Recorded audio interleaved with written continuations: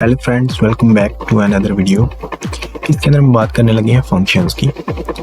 Functions बहुत ही important एक part है वेब डेवलपमेंट या प्रोग्रामिंग का, जिसके साथ आप काफ़ी कुछ बहुत इजीली कर सकते हैं।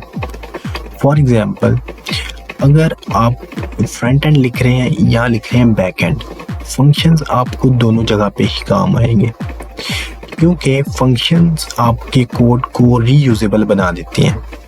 फॉर एग्जांपल, आपने दो वैल्यूज़ को प्लस करना है, तो आप बार बार ऐसा लिखें कि a प्लस बी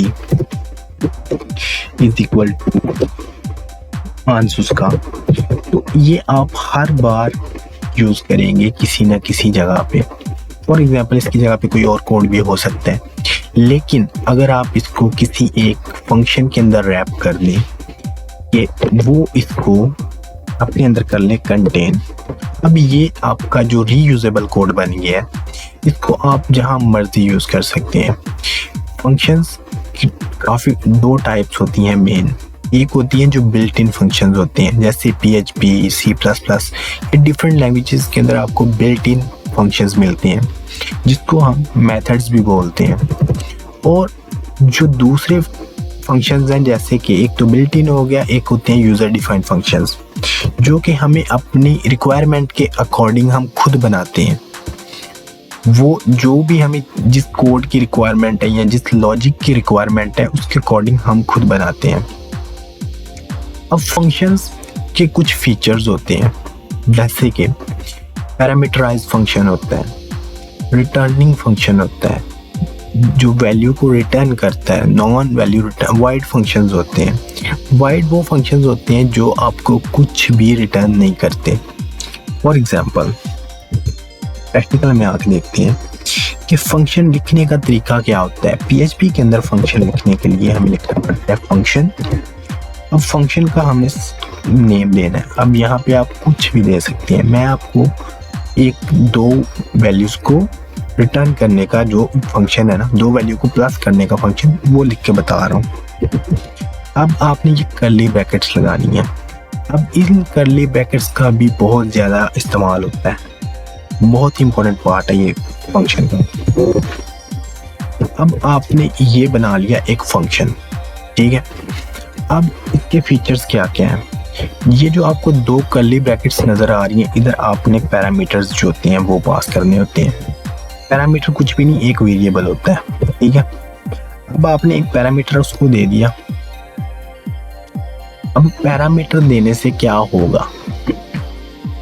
पैरामीटर देने से ये फंक्शन के अंदर एक फंक्शनैलिटी आ गई है कि ये आपकी वैल्यूज को रिसीव कर सकता है, ठीक है। अब आपने अगर आप इधर कोई पैरामीटर नहीं देते, तो इसका मतलब ये है कि अब इस फंक्शन के अंदर जो कोड लिखा हुआ है, इधर जो कोड है वही एग्जीक्यूट होगा। ये फंक्शन बाहर से कोई वैल्यू नहीं ले सकता। जो वैल्यू इसके अंदर है वही एग्जीक्यूट होगी, और उसी का आपको आउटपुट मिलेगी या उसी का आंसर मिलेगा आपको। अगर आप चाहते हैं कि उसको मैं बाहर से वैल्यू पास करूं, तो फिर आपको इधर जो पैरामीटर है वो पास करना पड़ेगा।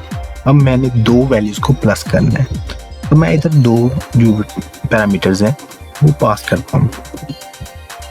ऑब्जेक्ट जब आप ऊप को पढ़ेंगे तो उसके अंदर इसकी बहुत वाइड यूज है, बहुत ही वाइड यूज है उसका, ये फंक्शंस का ऊप के अंदर। और रिएक्ट, लैरावेल, इधर यूज ही फंक्शन होते हैं।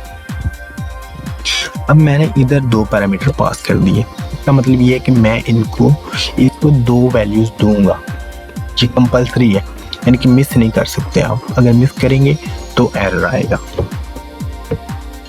अब मैं इधर इको करता हूँ a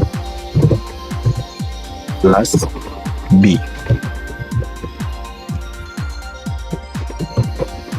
अब ये एक बन गया है रीयूजेबल कोड। अब मुझे जहाँ पे भी दो वैल्यूज को प्लस करना होगा, तो मैं ये फंक्शन कॉल कर दूंगा। अब एक होता है फंक्शन को कॉल करना, वो कैसे करते हैं? अब ये फंक्शन है, इसकी मुझे आउटपुट कोई नहीं मिलेगी। अगर मैं इधर जाके इसको रिफ्रेश करता हूँ तो मुझे इसकी आउटपुट कोई नहीं मिलेगी। क्योंकि मैंने अभी सिर्फ फंक्शन बनाया है, उसको कॉल नहीं की। अब फंक्शन को कॉल करने के लिए मुझे उसका नाम लिखना पड़ेगा, जस्ट इतना है, ठीक है। अगर मैं इधर जाऊं तो ये मुझे एक एरर दे रहा है, ये कह रहा है एक्सपेक्टेड 2 आर्ग्यूमेंट्स, ठीक है। यानी कि जो हमने 2 आर्ग्यूमेंट इधर दिए हैं वो हमने उसको पास नहीं किए, तो ये हमें एरर देगा। अब मैंने जो 2 आर्ग्यूमेंट दिए हैं वो मैं इधर पास करता हूँ, 10 20। अब अगर मैं इसकी आउटपुट देखूं तो ये मुझे क्या बता रहा है, टू फ्यू आर्गुमेंट्स फंक्शन 0 पास। ओके, ठीक है, क्योंकि मैंने फाइल को सेव नहीं था किया, इस वजह से ये मुझे एरर्स आ रहे हैं। अब मैंने फाइल को सेव कर दिया, अब मुझे उसका आंसर मिल जाएगा। अब देखें, इसको मैंने दिए 2 आर्ग्यूमेंट्स, इसको आप पैरामीटर बोल दें, इसको आप आर्ग्यूमेंट बोल दें। इसको मैंने दिए 2 आर्ग्यूमेंट, तो इधर मैंने अंदर इसको प्रोसेस कर दिया। अब मैंने इसको बोला मुझे चाहिए कुछ नहीं आपसे, इस फंक्शन ने मुझे रिटर्न कुछ नहीं करना, इसने उधर ही प्रोसेस करके मुझे आउटपुट दे देनी है। लेकिन अगर मैं इसको बोलूं कि मुझे इन 2 वैल्यूज की जो भी आउटपुट आ रही है वो मुझे रिटर्न करो, यानी कि डिस्प्ले ना करो, मुझे रिटर्न करो, तो वो मैं कैसे करूंगा, मैं इधर रिटर्न लिख दूंगा। अब ये फंक्शन क्या हो गया, अब इसकी एक वैल्यू बन गई है जो रिटर्न कर रही है। अब इसकी रिटर्न डाटा टाइप है। अगर मैं इधर इको कर दूं तो अगर इस फंक्शन की डाटा टाइप पूछी जाए कि इस फंक्शन की डाटा टाइप क्या है, तो ये वॉइड फंक्शन है, क्योंकि ये कोई भी चीज रिटर्न नहीं कर रहा। अगर कोई फंक्शन कुछ भी रिटर्न ना करे तो वो वॉइड फंक्शन कहलाता है। अगर मैं इधर लिख दूं रिटर्न, तो ये अब मुझे कोई ना कोई वैल्यू, वो स्ट्रिंग हो सकती है, वो नंबर हो सकता है, क्योंकि PHP के अंदर डायनामिक डाटा टाइपिंग होती है, आप उसको सॉलिड डाटा टाइपिंग नहीं होती। आप किसी कंटेनर को फिक्स नहीं कर सकते कि इसके अंदर इंटीजर ही जाएगा, स्ट्रिंग नहीं जा सकती। इसके अंदर आप स्ट्रिंग भी पास कर सकते हैं और इंटीजर भी पास कर सकते हैं। लेकिन मेरे कहने का मतलब ये है कि इसके अंदर अब ये हमें कोई ना कोई वैल्यू रिटर्न करेगा, ठीक है। अब हमने इसको 2 वैल्यू कर दी पास, 10 और 20। अब इसको हमें इको करने के लिए इधर एक और वेरिएबल बनाना पड़ेगा। मैं टोटल नाम से एक वेरिएबल बनाता हूँ। अब इसके अंदर ये वैल्यू स्टोर हो जाएगी। अब जैसे मैं इसको इको करूंगा टोटल को, तो देखते हैं इसके अंदर क्या आउटपुट हमें मिलती है। तो वही आउटपुट जो हमें पहले मिल रही थी। अब ओके, मैंने इधर टोटल लिखा है तो इधर वो की जगह यू डाल दिया। जो हमें 30 मिल रहा था वही मिलेगा, क्योंकि हमारा जो लॉजिक है फंक्शन का वो तो सेम है, ठीक है। बस हमने फंक्शन को ये बोला है कि जो वैल्यू वो अंदर ही डिस्प्ले करवा रहा था वो हमें रिटर्न कर दे, ठीक है। तो ये आपके रिटर्निंग फंक्शंस के अंदर आ जाती हैं, जो कि आपको वैल्यूज रिटर्न करते हैं। अब एक होते हैं रिकर्सिव फंक्शंस। वो क्या करता है फंक्शन, वो खुद को ही बार बार कॉल करता है। जैसे फैक्टोरियल होते हैं, फैक्टोरियल लेने वाला जो फंक्शन होता है वो अपने आप को ही बार बार कॉल कर रहा होता है, एक लूप की तरह, ठीक है।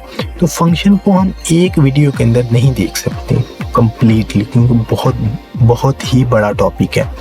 तो इसको हम मल्टीपल वीडियोस के अंदर कवर करेंगे। तो आज की वीडियो के अंदर हमने सिर्फ और सिर्फ ये देखा है कि फंक्शन को PHP के अंदर कैसे बनाते हैं और इसके अंदर पैरामीटर कैसे पास करते हैं और वैल्यू को रिटर्न कैसे करते हैं, ठीक है। तो नेक्स्ट वीडियो के अंदर हम इसके अदर फीचर्स को डिस्कस करेंगे।